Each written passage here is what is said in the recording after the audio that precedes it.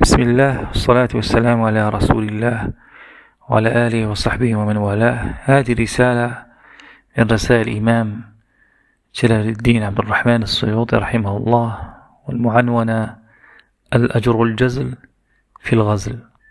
يعني هذه الرسالة في بيان فضل ما ورد من الأحاديث في الغزل أي النسيج. بسم الله الرحمن الرحيم. الحمد لله وسلام على عباده الذين اصطفى. هذا جزء جمعت فيه الأحاديث الواردة في الغزل، وسميته الأجر الجزل في الغزل. قال أبو نعيم في المعرفة، أي في كتابه المعرفة: حدثنا أبو بكر الصلحي، حدثنا أحمد محمد ابن سفيان، ثنى عمرو بن عثمان الحمصي، ثنى ابن عياش عن سليم ابن عمرو الأنصاري، عن عم أبيه عن بكر بن عبد الله بن ربيع الأنصاري قال: قال رسول الله صلى الله عليه وسلم: علموا أبناءكم السباحة والرماية، ونعم لهو المؤمنة في بيتها المغزل. وقال ابن عدي: حدثنا جعفر بن سهل، حدثنا جعفر بن نصر، ثنى حفص بن غياث عن ليث عن مجاهد عن ابن عباس مرفوعا: لا تعلموا نساءكم الكتاب ولا تسكنهن العلالي. وقال: خير لهو المؤمن السباحة، خير لهو المؤمن السباحة، وخير لهو المرأة المغزل.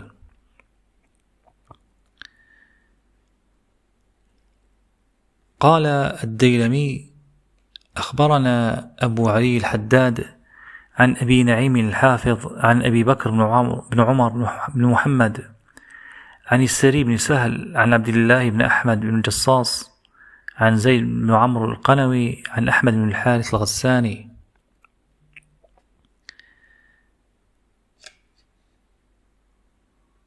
عن الشاج بن عبد الرحمن عن أنس بن مالك قال: قال رسول الله صلى الله عليه وسلم: له المرأة مغزلها.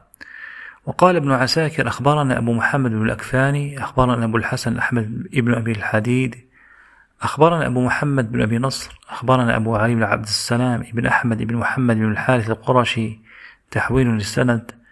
وقال تمام في فوائده: أخبرنا عبد الله بن عبد السلام، حدثنا أبو حسين محمد بن إسماعيل محمد التميمي، ثنى أبو عبد الله محمد بن عبد الله الخراساني الزاهد، حدثنا موسى بن إبراهيم المروزي، ثنى مالك بن أنس عن أبي حازم عن سهل بن سعد قال: قال رسول الله صلى الله عليه وسلم: عمل الأبرار من الرجال الخياطة، وعمل الأبرار من النساء المغزل.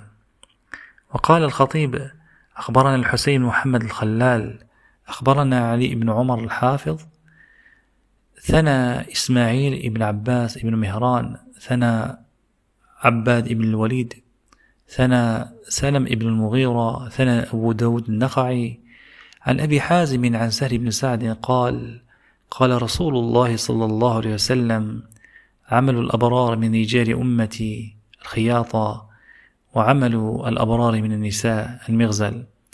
قال الخطيب في تاريخه: أخبرنا محمد بن حسين بن فضل القطان، أخبرنا عثمان بن أحمد الدقاق، حدثنا سهل بن أحمد الواسطي، حدثنا عمرو بن علي قال: سمعت ابن زياد صاحب ميمون بن مهران يقول: حدثنا ميمون بن مهران عن ابن عباس قال: قال رسول الله صلى الله عليه وسلم: زينوا مجالس نسائكم بالمغزل.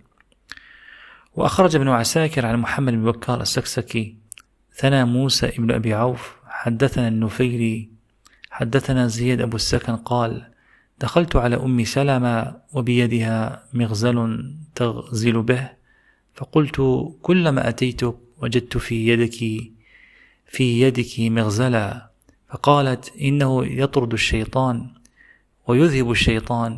ويذهب حديث النفس، وإنه بلغني أن رسول الله صلى الله عليه وسلم قال: إن أعظمكن أجرا أطولكن طاقة. وأخرج ابن عساكر من طريق يزيد بن مروان عن زياد بن عبد الله القرشي قال: دخلت على بنت المهلب ابن أبي صفرة وهي امرأة الحجاج بن يوسف، فرأيت في يدها مغزلا تغزل به، فقلت: أتغزلين وأنت امرأة أمير؟ قالت: سمعت أبي يقول: قال رسول الله صلى الله عليه وسلم: أطولكن طاقة أعظمكن أجرا، وهو يطرد الشيطان ويذهب حديث النفس. وقال الحاكم في المستدرك: أخبرنا أبو علي الحافظ حدثنا محمد بن محمد بن سليمان حدثنا عبد الوهاب بن الضحاك ثنى شعيب بن إسحاق الدمشقي عن هشام بن عروة عن أبيه عن عائشة قالت: قال رسول الله صلى الله عليه وسلم: لا تسكنوهن الغرف ولا تعلموهن الكتاب وعلموهن الغزل وسورة النور. قال الحاكم: صحيح الإسناد. وأخرج البيهقي في شعب الإيمان عن حكيم بن سعد عن أم حبيبة خولة بنت قيس قالت: كنا في عهد النبي صلى الله عليه وسلم وأبي بكر وصدرا من خلافة عمر في المسجد ونسوة يغزلن، وربما عالج بعضنا فيه الخوص فأخرجنا منه عمر. انتهى هذا الكتاب.